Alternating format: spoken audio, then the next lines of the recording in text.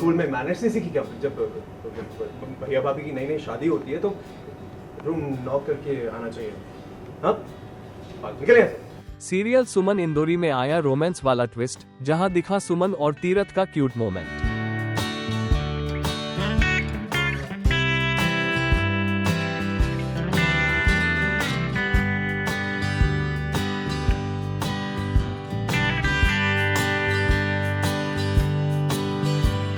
जी हां, दरअसल सीरियल सुमन इंदौरी में सुमन और तीरथ के बीच एक प्यारा सा पल देखने को मिलता है। No, no, no, never. हो ही नहीं सकता, पॉसिबल अरे हो ही नहीं सकता। रोमी जी, प्लीज मेरी इज्जत के लिए, मेरे स्वाभिमान के लिए, मेरे परिवार के मान के लिए आपने इतना कुछ किया, छोटा सा साथ भी दीजिए।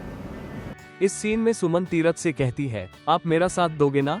जिस पर तीरथ जवाब देता है, मैं आपके साथ आपका साया बनकर खड़ा रहूंगा। रूमी जी, आपके इस फैसले में मैं ठीक हूँ, आपके साथ। तो अब आगे आगे चलते रहिए, हमेशा आपके साथ खड़ा रहूंगा। इसके बाद कहानी में ट्विस्ट आता है, जब सुमन को तीरथ के लिए प्यार का एहसास होता है और वह उसके गले लग जाती है।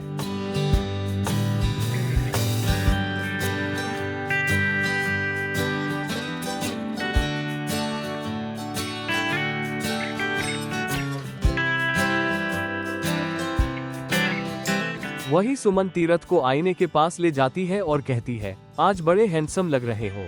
ये सुनकर तीरथ शर्मा जाता है, जिसके बाद सुमन वहां से चली जाती है।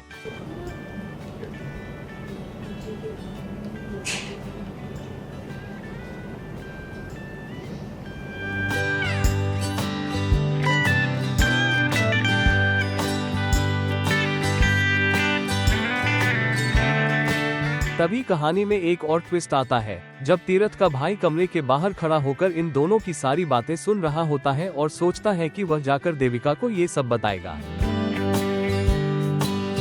स्कूल में मैनर्स नहीं सीखी क्या? जब भैया भाभी की नई नई शादी होती है तो रूम नॉक करके आना चाहिए। हाँ, निकले यहाँ से। तभी तीरथ उसे देख लेता है और मजाक में कहता है, तुम यहाँ क्या कर रहे हो? तुम्हें पता नहीं कि भैया भाभी के कमरे में नॉक करके आना चाहिए। इसके बाद तीरथ का भाई वहाँ से चला जाता है।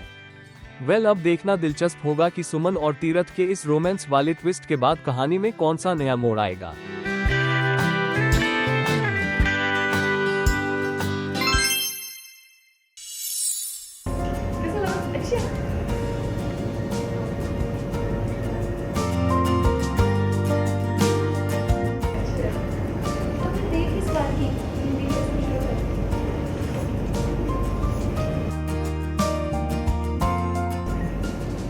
बहुत स्पेशल है वो मेहंदी।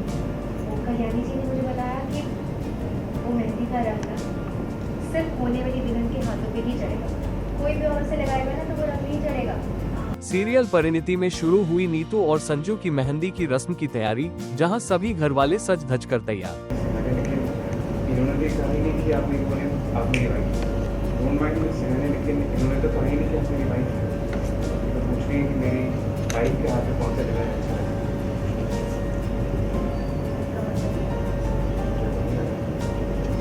अगर आपको लगा तो बुरा लगा था। कहानी में ट्विस्ट तब आता है जब मेहंदी लगाने वाली पार्वती और संजू को बुलाकर कहती है कि दुल्हन के लिए डिजाइन सिलेक्ट कर ले।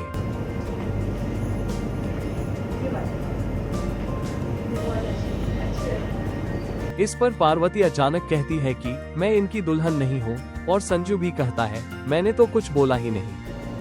दिवाली में भी बोला।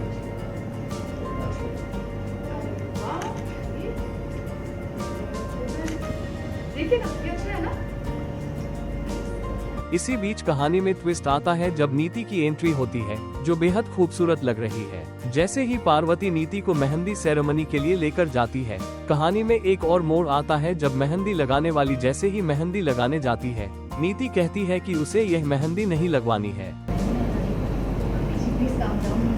मेहंदी लगवाने के लिए मना नहीं कर रही, सिर्फ ये वाली मेहंदी लगवाने के लिए मना कर रही हूँ। एक्चुअली दीदी की बेस्ट फ्रेंड आई है ना कल्याणी जी, वो स्पेशल मेहंदी लेकर आई है मेरे लिए पिंक से, तो गोली लगेगी मेरे हाथ में। हमने इस पे निशानी भी लगाई थी, रेड कलर का रबर बैंड बांधा था, तो लेकिन ऐसा क्या स्पेशल है उसमें? जी बहुत स्पेशल है वो मेहंदी। वो कल्याणी जी ने मुझे बताया कि वो मेहंदी का रंग ना सिर्फ होने वाली दुल्हन के हाथों पे ही चढ़ेगा, कोई भी और से लगाएगा ना तो वो रंग नहीं चढ़ेगा। इस पर सभी हैरान रह जाते हैं। इसके बाद नीति पूछती है, मेरी मेहंदी कहाँ गई? मैं रूम में रखवाई थी मेरी, मैं वही रखवाई थी। जिस पर संजू कहता है कि उसने शायद कमरे में देखा था और वह मेहंदी लाने के लिए जाता है। इसी बीच परी भी वहाँ से चली जाती है। नहीं नहीं कोई बात नहीं, मैं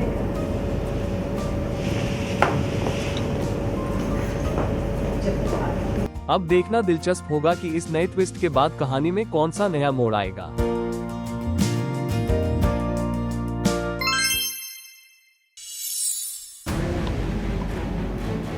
एक्सपेक्टेड। जब तक तुम आए हो तो यही पूछी जा रही है। एक ही जवाब रहेगा मेरे इसके लिए, नहीं कोई बॉयफ्रेंड नहीं है मेरा, मुझे कोई नहीं है। टाइम है कब मारने का? मोंटी को तो कोई काम है, तैਨੂੰ तो है ना?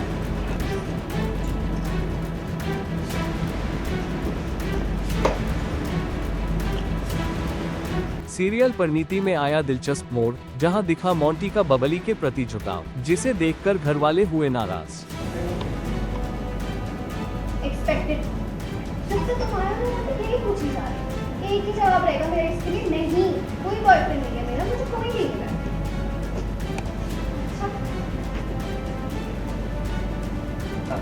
जी हाँ, सीरियल परिणीति में नीति और संजू की मेहंदी सेरेमनी के दौरान मोंटी और बबली की मुलाकात होती है। इस मौके पर दोनों एक दूसरे के बारे में सवाल करते हैं ताकि वे एक दूसरे को बेहतर तरीके से समझ सके। पर ऐसा जैसा देख तो तुम्हारी जान पहचान, या फिर ऐसा जो एटलीस्ट तुम्हें अच्छे से जानता हो और तुम उसे अच्छे से जैसे या कोई भी नो। वैसे मोंटी किसी को जानने से ना उसके अच्छे से पहचानिए। इस बीच घरवाले ये सब देख लेते हैं और गुस्से में बबली को फटकारते हुए कहती हैं कि वह यहाँ क्या कर रही है और उसे वहाँ से काम करने के लिए ले जाती है। बबली, हाँ जी। कोई टाइम है कपड़े मारने का? अब मोंटी को तो कोई काम नहीं है, तैਨੂੰ तो है ना? चल मेरे ना बहुत सारे काम बाकी, आजा। जैसे ही वो वहाँ से चली जाती है, मोंटी वापस आकर बबली से पूछता है कि क्या हुआ, लेकिन बबली गोलमोल जवाब देकर बात टाल देती है।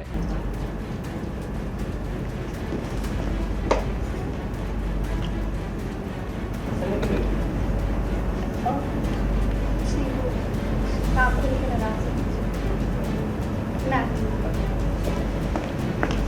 इसके बाद एक और दिलचस्प मोड़ तब आता है जब नीति परी को अपनी मेहंदी सेरेमनी में आने और इसे खास बनाने के लिए धन्यवाद देती है। यहाँ आने के लिए और मेरी बहन को और भी स्पेशल बनाऊंगी। तुम्हारी कोई मीटिंग तो नहीं है ना? क्योंकि मैं तुम्हें घर जल्दी बिल्कुल नहीं जाने दूँगी। मैं अपना काम पूरा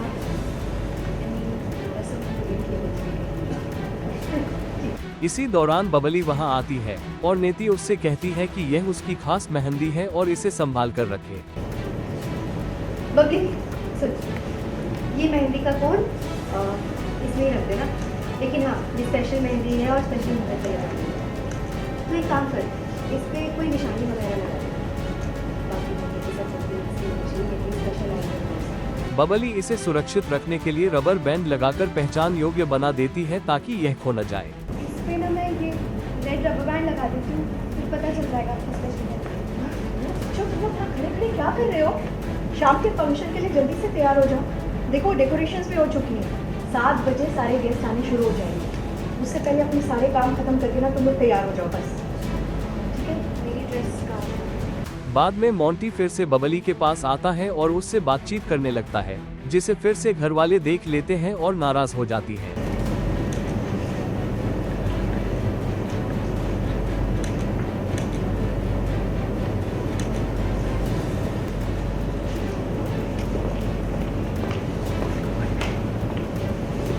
अब देखना दिलचस्प होगा कि इस ट्विस्ट के बाद कहानी में कौन सा नया मोड़ आता है।